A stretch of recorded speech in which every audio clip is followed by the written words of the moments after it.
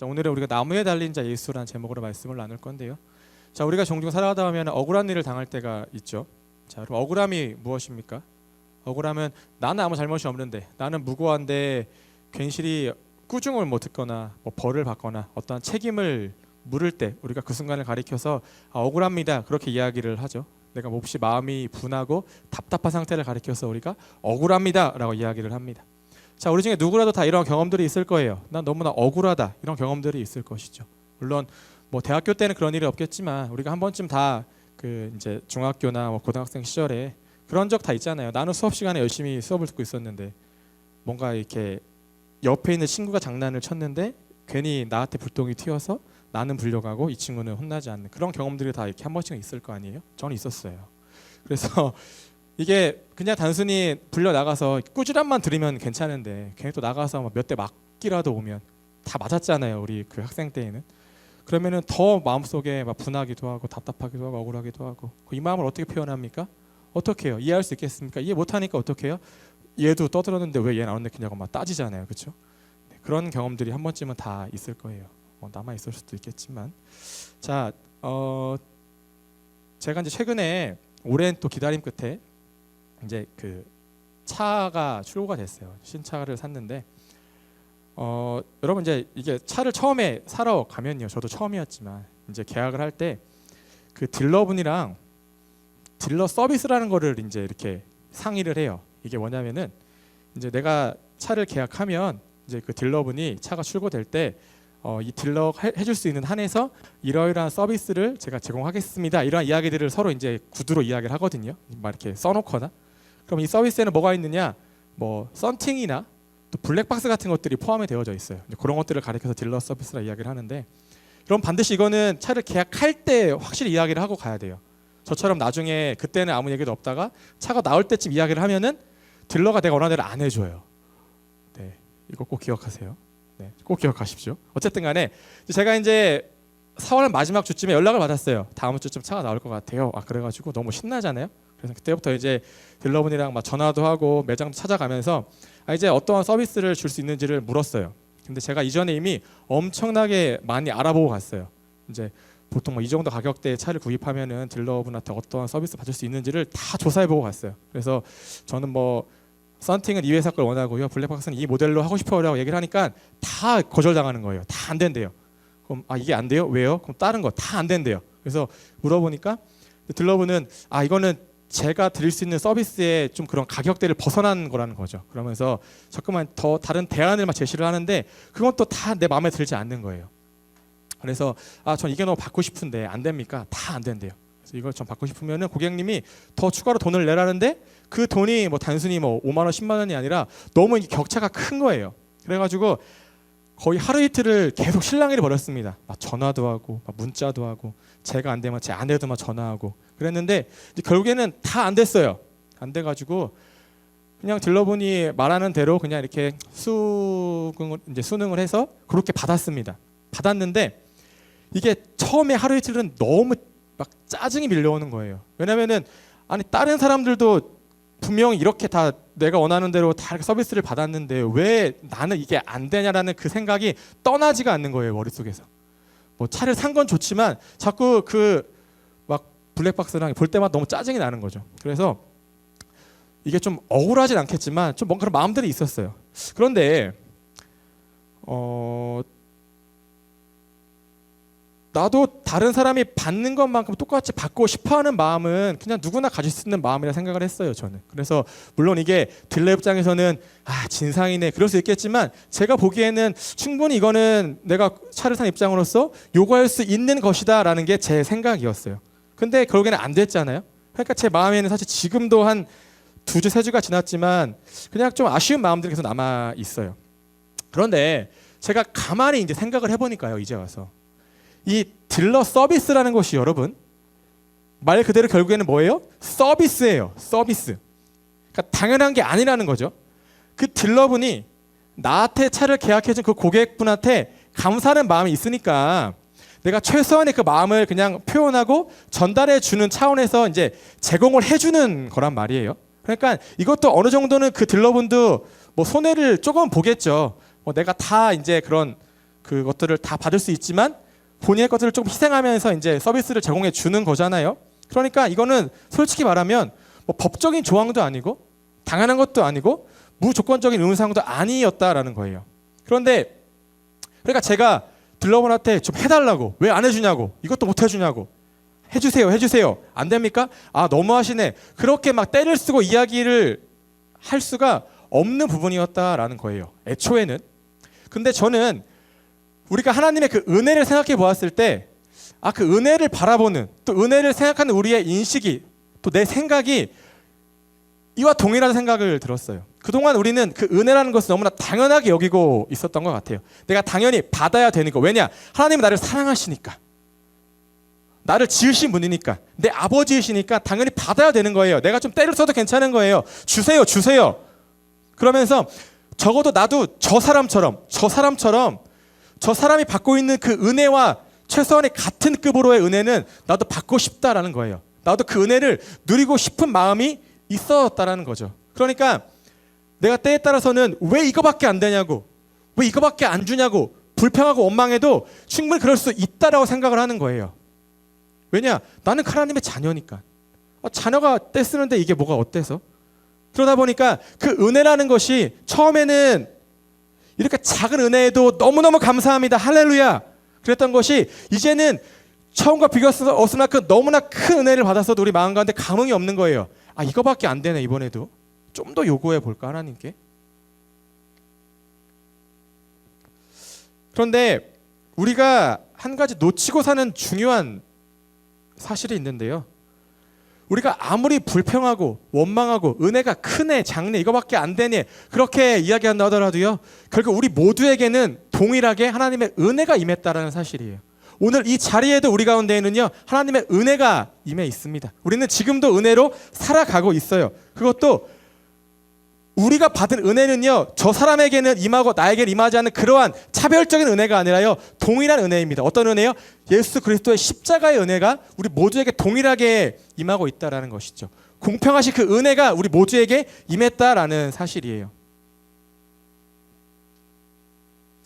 우리에게 뭐 천 가지 만 가지의 다른 은혜가 가득히 있더라고 하더라도 여러분의 마음 가운데 삶 가운데 십자가의 은혜가 빠져 있으면 여러분 그 삶은 은혜 받은 삶이 아니게 되어지는 겁니다. 아무리 어마어마하게 큰 은혜가 임한다 하더라도 십자가가 우리 삶 가운데 없으면 그 삶은 여러분 은혜 받은 삶이 아니게 되어지는 거예요. 하나님께 붙들려 있는 그런 삶이 아닐 수 있다라는 것이죠. 자, 바울이 고린도후서 12장 7절 이하를 보시면 바울에게는 육체의 가시가 있었어요. 네, 바울이 고백을 합니다. 내 안에 육체의 가시, 사탄의 사자라고까지 표현을 해요. 그래서 바울이 내가 이 가시가 나에게 떠나가기를 하나님께 3번 이상을 간구했다라고 고백을 합니다. 그런데 떠나가지 않아요. 육체의 가시가 없어지지 않아요. 학자들은 이 육체의 가시가 심한 간질이었을 것이다, 아니면 이 눈의 질환, 안질이었을 것이다, 그렇게 이야기를 해요. 추측을 해요. 그런데 뭐 저도 간질은 겪어보지 못했지만 몹시 괴로운 질병이잖아요. 근데 바울은 몹시 심한 그러한 질병들이 있었던 것 같아요. 그래서 이걸 하나님 제발 이 병을 나에게서 좀 거두어가 주세요 3번을 기도했는데 하나님이 그때마다 응답하시기를 지금 너에게 그 임한 나의 은혜가 족하다, 그렇게 말씀하셨다라는 겁니다. 하나님께서 그 너의 그 약할 때 그 약함으로 인하여서 나의 강함이 증거된다, 드러난다, 그렇게 말씀을 하셨다라는 것이죠.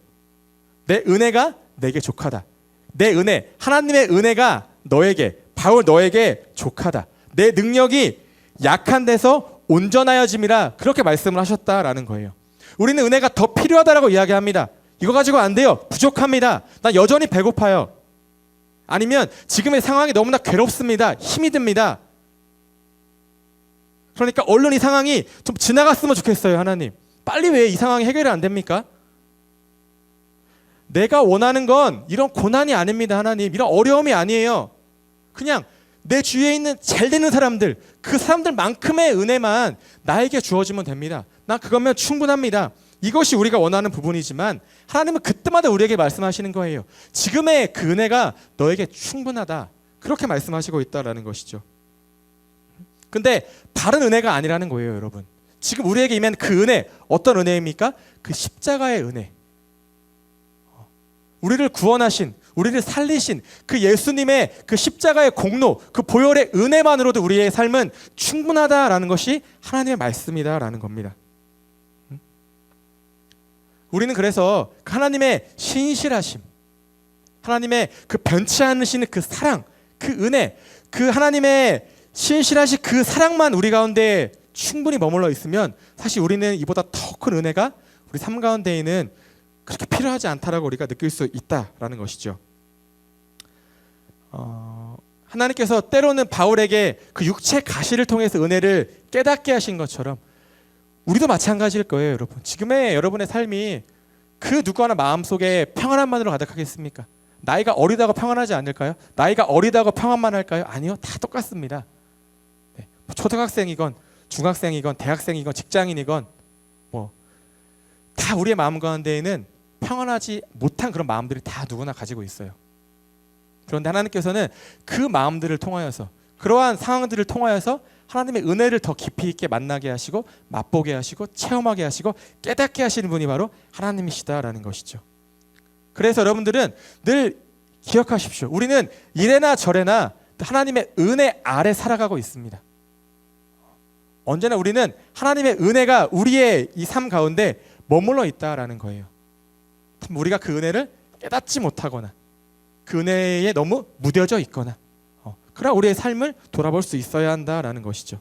자, 그리고 우리는 하나님께서 우리를 은혜로 부르시기 위해서, 우리를 그 은혜 아래 머물게 하시기 위해서 어떠한 선택을 하셨는지, 어떠한 희생을 감내하셨는지를 늘 기억해야 됩니다. 그게 바로 오늘 메시지의 가장 중요한 부분이에요.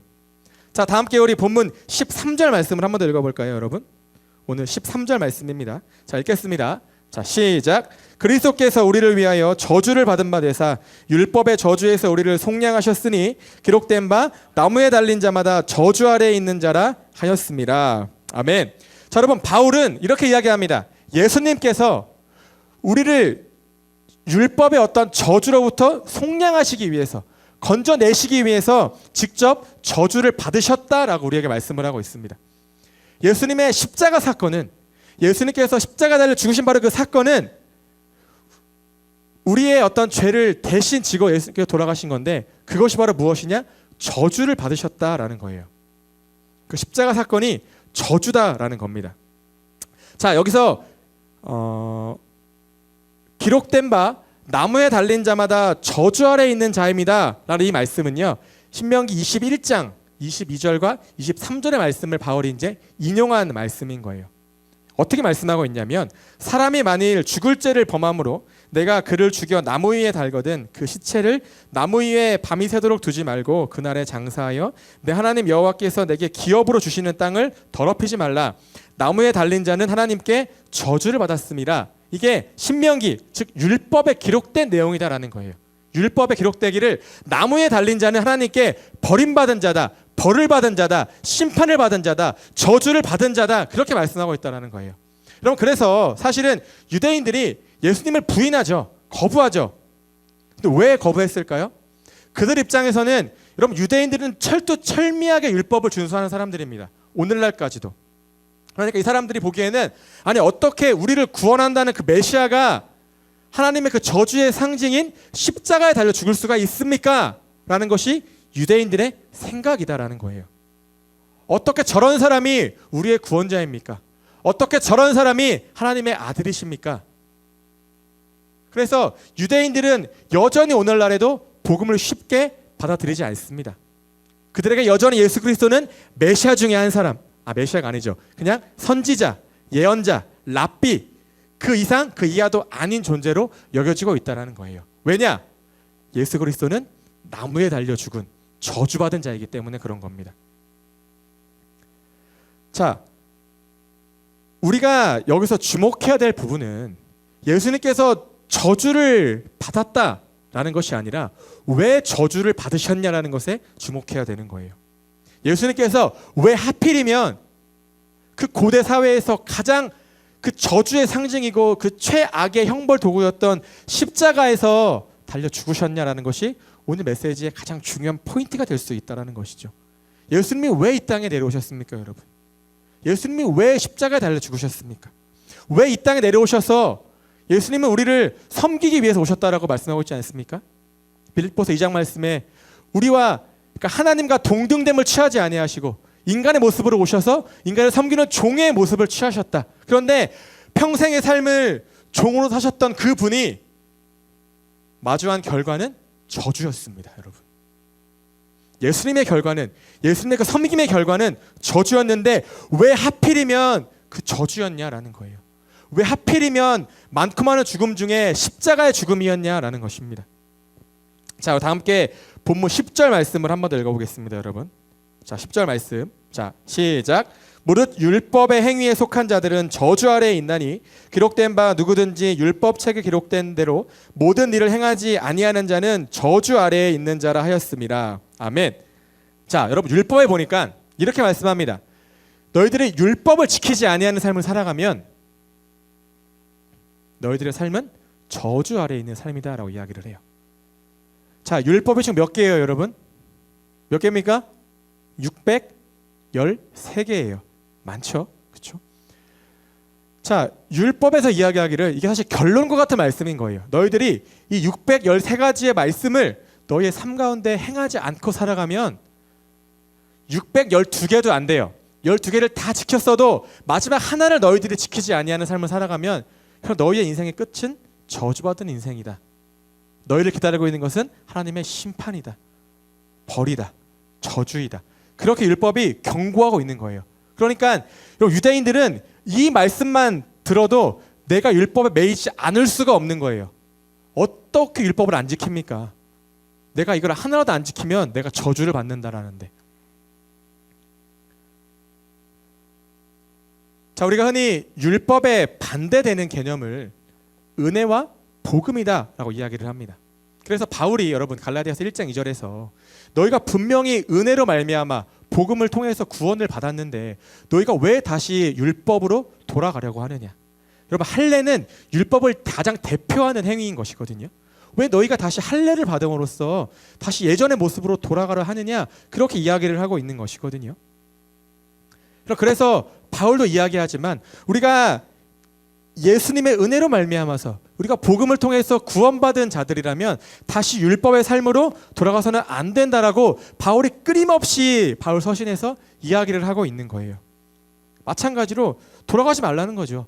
아니 은혜로 충분한데 복음만으로 충분한데 왜 여기에 율법을 대표하는 그 행위인 할례의 행위를 더하려고 하십니까? 그렇지 않아도 됩니다. 그렇게 이야기하고 있는 것이거든요. 자, 예수님께서 이 땅에 오신 이후로 자, 신약성경 전체에서 이야기하는 것은 무엇입니까? 오직 구원은 믿음으로 말미암아 된다는 거예요. 복음만으로 다 된다는 겁니다. 예수를 믿으면 다 된다는 거예요. 하지만 그 믿음 가운데에는 행위가 빠져 있는 것이 아니라 행위가 포함되어져 있는 믿음이 바로 진짜 여기서 말하는 믿음인 것이죠. 우리는 믿음으로 구원을 얻을 수가 있어요. 율법으로는 절대로 구원의 열매를 맺을 수가 없다라고 분명히 이야기합니다. 우리가 율법을 통해서는 하나님과 온전한 관계를 맺을 수가 없어요. 흔히 우리가 하나님과 우리의 관계를 신랑과 신부의 관계로 표현을 합니다. 그런데 우리가 율법만 가지고는 절대로 하나님의 신부로 살아갈 수가 없게 되어지는 거예요. 그래서 바울이 무엇이라 이야기하느냐? 너희가 이전에 율법과 계약을 맺어서 율법과 결혼한 상태였는데 그게 우리의 예전의 상태였습니다. 하지만 예수 그리스도를 통하여서 이제는 예수님께서 그 율법의 모든 어떠한 짐을 다 대신 지고 십자가 달려 죽으심으로 우리가 그 예수를 믿기만 하면 이제 우리는 율법과의 관계를 다 청산하고 쉽게 말하면 이혼하고 다시 예수님과 사실 이게 좀 재혼이 좀 표현이 그럴 수 있겠지만 다시 우리의 삶은 이제는 율법과는 모든 관계를 다 정리해버리고 예수님과 결혼한 예수님과 그 언약 안에서 예수님의 신부로 살아가는 그러한 삶으로 살아가는 것이다. 그렇게 바울이 로마서 3장 20절에서 이야기하고 있는 겁니다. 그러니까 율법만으로는 모든 구원의 어떤 조건을 충족할 수가 없다라는 거예요, 여러분. 그러면 우리가 율법을 아예 철저하게 배제하고 살아가느냐? 그렇진 않습니다. 예수님께서도 내가 율법을 이 땅에 율법을 폐하러 온 줄로 아느냐? 아니다. 난 율법을 완성하기 위해서 왔다라고 말씀하시잖아요. 그럼 여러분 율법은 우리에게 어떠한 기능을 합니까? 자, 바울이 로마서 3장에서 말씀을 합니다. 20절에서 그러므로 율법의 행위로 그의 앞에 의롭다 하심을 얻을 육체가 없나니 율법으로는 죄를 깨달음이니라 이렇게 말씀을 합니다. 자, 우리가 율법의 행위로는 그 누구도 하나님 앞에 네가 의롭다 그렇게 칭찬받지 못한다라는 거예요. 인정받지 못한다라는 거예요. 대신에 율법은 우리로 하여금 우리의 죄를 깨닫게 합니다. 우리가 우리의 삶을 율법과 비교해 봤을 때, 자, 여러분 보세요. 율법이 600개가 넘잖아요. 너무 많아요. 그래서 하나님께서 친히 우리에게 어떤 은혜를 주셨어요? 그 613개의 율법을 10개로 압축해서 10계명으로 요약해 주셨죠. 그래서 하나님과 우리의 관계에 관한 계명들과 또 사람과 사람 사이에 지켜야 될 계명들로 딱 압축 요약해서 10가지를 주셨어요. 근데 그 10가지도 너무 힘든 거예요, 우리한테. 그래서 예수님께서 그 10가지를 다시 한번 2개로 요약해서 새 계명을 주노니 너희들이 하나님을 사랑하고 내 이웃을 내 몸처럼 사랑하라. 2가지로 요약해 주셨잖아요. 그렇죠? 자, 우리가 율법을 통해서는 우리의 삶에 죄를 깨닫는 겁니다. 여러분들이 10계명과 또 하나님을 사랑하고 이웃을 사랑하라는 이 말씀을 여러분 삶에 한번 비교해 보세요. 한번 갖다 대보세요. 그러면은 내가 지금 어떤 죄를 짓고 있는지 한 번에 정리가 딱 된다라는 것이죠. 우리는 죄를 깨달아요. 아, 내가 하나님을 사랑하지 못했구나. 내가 오늘도 내 이웃을 사랑하지 못했구나. 내 죄를 깨달아요. 그럼 어떻게 돼요? 우리가 죄님을 깨닫는 순간 우리에게는 무엇이 필요합니까? 예수님이 필요하게 되어지는 겁니다. 우리의 죄를 깨닫고 그 죄를 용서받기 위해서 우리는 예수님의 십자가가 필요함을, 예수님의 은혜가 필요함을 깨닫게 되어지는 거예요. 여러분, 율법은 우리로 하여금 죄를 깨달아 예수님 앞으로 나오게 하는 그러한 순 기능을 가지고 있다라는 것이죠. 자, 우리는 율법의 그 말씀에 우리의 삶을 비춰보면 여러분 절대 온전하게 하루를 살아갈 수가 없습니다. 여러분이 오늘 아침에 눈을 뜬 이후로 지금 이 시간까지 정말 철두철미하게 하나님을 사랑하고 이웃을 사랑하는 삶을 살았을까요? 우리가 한 주를 살아가면서 그 10계명의 10가지 계명들을 우리가 완벽하게 지키며 살아갈 수가 있을까요? 아니요. 우리가 다 지켰어도요, 우리는 결국에는 하나라도 율법에 걸리게 되어 있습니다. 율법을 위반하게 되어져 있다는 거예요. 자, 마태복음 5장 28절을 보시면 예수님께서 나는 너희에게 이르노니 음욕을 품고 여자를 보는 자마다 마음에 이미 간음하였음이니라 말씀을 하십니다. 이게 뭐 간음이라는 말을 좀 빼고 이게 그걸 무엇을 말하는 거예요? 여러분, 행위로만 지은 죄가 죄가 아니라는 거예요. 우리가 마음으로 지은 죄도, 우리가 생각으로 지은 죄도 죄다라는 겁니다, 여러분. 여러분 보세요. 마음과 생각 다 포함하면 우리는 1시간 동안 몇 가지의 죄를 지을 수가 있을까요? 자, 우리는 절대로 율법이 원하는 율법의 요구사항에 부응할 수가 없는 삶입니다, 여러분. 구원이라는 것이 완벽하게 율법을 지키는 삶이라는 것이라면 우리는 절대 구원받을 수가 없다는 거예요. 다 자격 미달입니다, 여러분. 우린 다 저주받아야 돼요. 우린 다 죽어 마땅한 자들이 될 수밖에 없다는 겁니다. 그래서 우리에게 여러분 무엇이 필요합니까? 십자가가 필요하다는 겁니다. 우리에게는 은혜가 필요하다는 겁니다. 예수님께서 왜 저주받으셨습니까, 여러분? 왜 저주의 상징인 십자가에 달려 죽으셨습니까?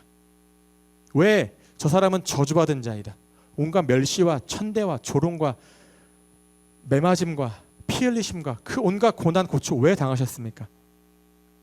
우리 때문이라는 거, 우리 때문이에요, 우리 때문. 율법을 온전히 지키지 못함으로 결국에는 저주받는 인생으로 끝날 수밖에 없는 우리를 구원하시기 위해서 율법의 말씀을 실행하지 아니하는 자는 저주를 받을 것이라는 그 말씀에 이스라엘 백성들이 다 아멘했어요, 여러분. 모세가 신명기서에서 그 말씀을 전할 때 결국 다 아멘했습니다. 우리 그렇게 살겠습니다. 왜 못하겠습니까? 다 할 수 있습니다. 근데 우리도 마찬가지예요, 여러분. 여러분들이 아마 오늘 말씀을 듣고 나면 마음에 결단을 하겠죠. 아, 내가 앞으로는 말씀을 잘 지키며 살아야 되겠다. 하나님을 사랑하고 이웃을 사랑하고 내가 정말 은혜를 붙잡고 살아야 되겠다. 그런 결단이 마구마구 솟아오르겠죠. 그런데 그게 얼마나 갈까요? 나는 충분히 할 수 있다라는 마음은 누구나 먹을 수 있습니다. 그런데 그렇게 살아가는 것은 별개의 문제다라는 것이죠. 그게 내 뜻대로 안 돼요. 아멘 아멘. 백날 아멘 아멘 해보십시오. 그 아멘대로 우리의 삶이 사라지나 쉽지 않다라는 거예요, 여러분. 자, 여호수아가 마지막 그 여호수아서 24장에서 길갈에 모든 사람들을 다 모아놓고 이야기를 합니다. 어떤 이야기냐? 선택하라는 거예요. 너희들이 앞으로 내가 이제 죽은 후에 가나안 땅에서 살아갈 텐데 선택해라. 나와 내 집은 앞으로도 영원히 하나님만을 섬길 것인데 니네 어떡할래? 라고 이야기를 합니다. 사람들이요 다 대답해요. 우리도 하나님만 섬기겠습니다. 그렇게 살겠습니다. 근데 여호수아가 되게 의미심장한 말을 해요. 바로 그 다음 말씀에 근데 나는 너희가 그렇게 살지 못할 걸 알아. 그렇게 이야기를 합니다. 자, 그래서 그 이후에 여호수아가 죽고 나서 그렇게 여호수아 앞에서 믿음으로 고백하고 결단하고 우리 그렇게 살겠습니다 했던 이스라엘 백성들의 모습이 어떻게 됐을까요? 자, 여호수아 다음에 여러분 어떤 성경으로 이어지죠? 사사기로 이어지잖아요. 여러분 사사시대는요 이스라엘의 역사상 최악의 시대입니다. 네. 사람들이 하나님을 더 이상 그들의 삶 가운데 모셔두지를 않아요. 다 내 소견에 옳은 대로 살아갑니다. 맨날 죄 짓고요, 맨날 벌 받고요, 구원받고 죄 짓고 회개하고 구원받고 죄 짓고 그 삶이 사사시대였단 말이에요. 최악의 암흑의 시대가 바로 사사시대였다라는 것이죠. 근데 이 사람들이 이미 다 하나님 앞에 믿음으로 결단했던 사람들이에요. 우리 가나안 땅에서 살아가도 하나님만 섬기겠습니다. 근데 다 그렇게 못 살잖아요, 여러분. 자, 그럼 우리는 이스라엘 백성들의 모습 가운데에서의 우리의 모습을 볼 수가 있어야 됩니다, 여러분. 우린 다 저주받을 인생들이었어요. 다 죽을 수밖에 없는 인생들이었습니다. 하지만 하나님께서 우리를 지으신 목적이 그게 아니었거든요. 니네가 저주받는 거, 니네가 죽음으로 나아가는 거, 그건 내가 너희들을 지은 참된 목적이 아니었다라는 거예요. 그래서 하나님께서 어떻게 하십니까? 이 땅에 내려오셨잖아요. 말씀이신 그분이 성육신하셔서 이 땅에 내려오셔서 우리의 모든 그 죄, 우리가 율법을 온전히 지키지 못하는 바로 그 우리의 죄를 예수님이 대신 지고 십자가에 달려 죽으신 겁니다.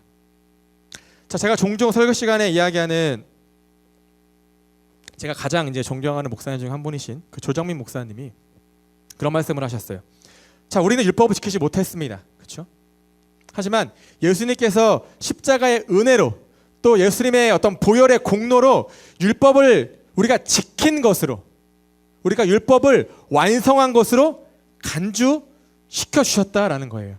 예수님께서 그 십자가의 죽음을 통해서 우리가 그 예수님을 믿을 때 우리가 은혜를 받을 때 우리가 그 말씀대로 살지 못했던 우리의 그런 삶을 말씀을 지키는 그런 의로운 삶으로 인정해 주셨다라는 겁니다. 간주시켜 주셨다라는 거예요. 그게 바로 우리가 의롭게 되었다. 이것이 바로 칭의다라는 것이죠. 자, 우리가 죄인이지만 우리를 죄인이 아니라 의인으로 부르시기 위해서 예수님께서 저주를 받으셨다는 거예요, 여러분. 예수님께서 저주를 받아서 고통스럽게 죽으심으로 우리를 향한 하나님의 사랑이 확증되었다라는 것이고 또 예수님께서는 그 모든 그런 고통과 저주를 기꺼이 받으셨습니다. 감사함으로 받으셨어요.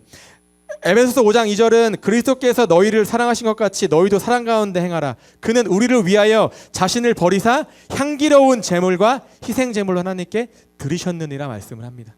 예수님께서는 우리를 위해서 죽으셨을 때 우리를 위해서 고난 받으셨을 때 이 모든 것들을 기쁨으로 감사함으로 받으셨다라는 말씀입니다.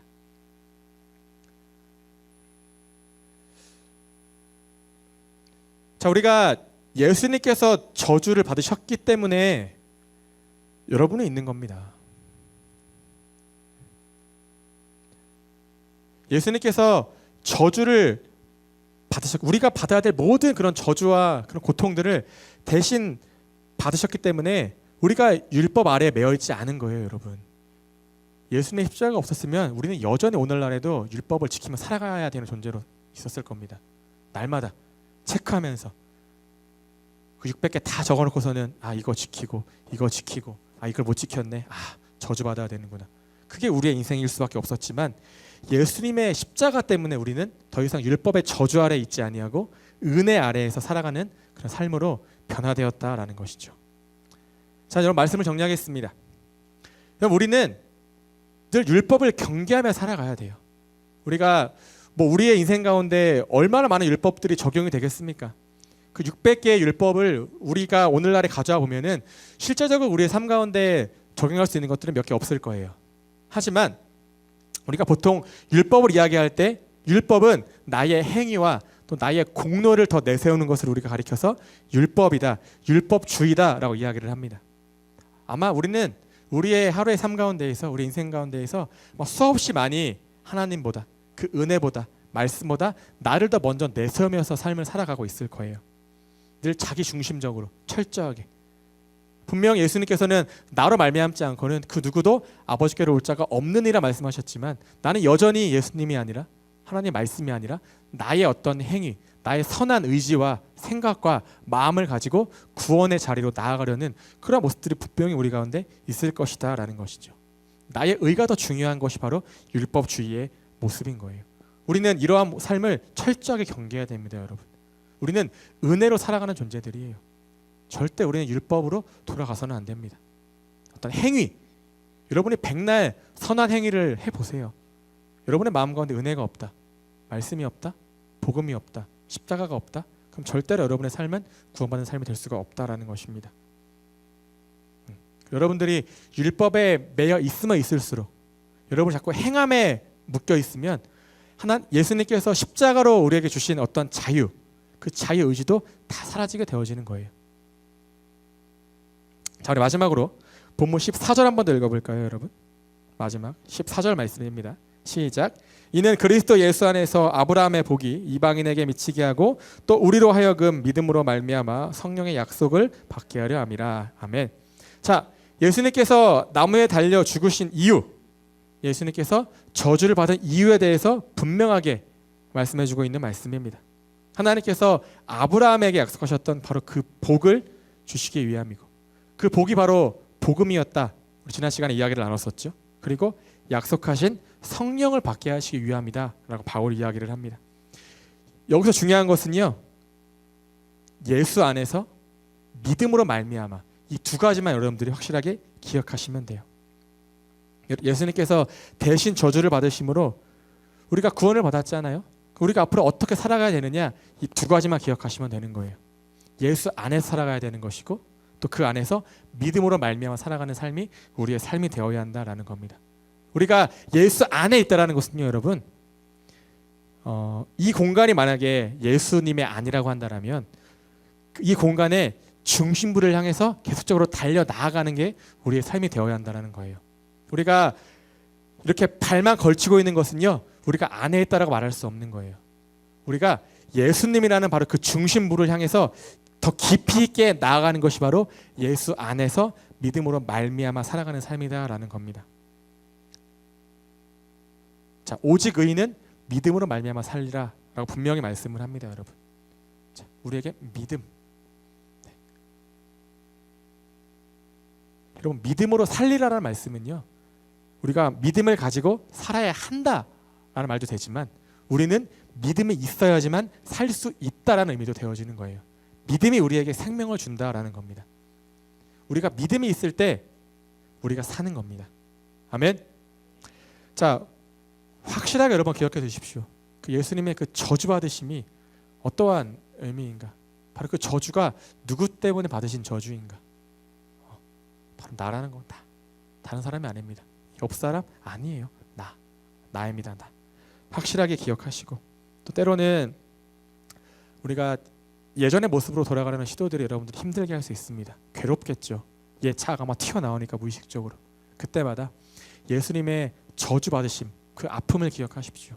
그러면은 아마 여러분들이 더 그럴 때마다, 그렇게 스멀스멀 올라올 때마다 여러분이 더욱더 믿음을 붙잡고 승리할 수 있을 것이고, 더 이상 우리가 저주가 아니라 하나님의 은혜 가운데에서 예수님의 그 십자가의 은혜 아래서 살아갈 수 있는 그런 삶이 주어지게 될 겁니다. 그런 삶은 누리며 살아가는 여러분 모두가 되시기를 주님의 이름으로 축복합니다.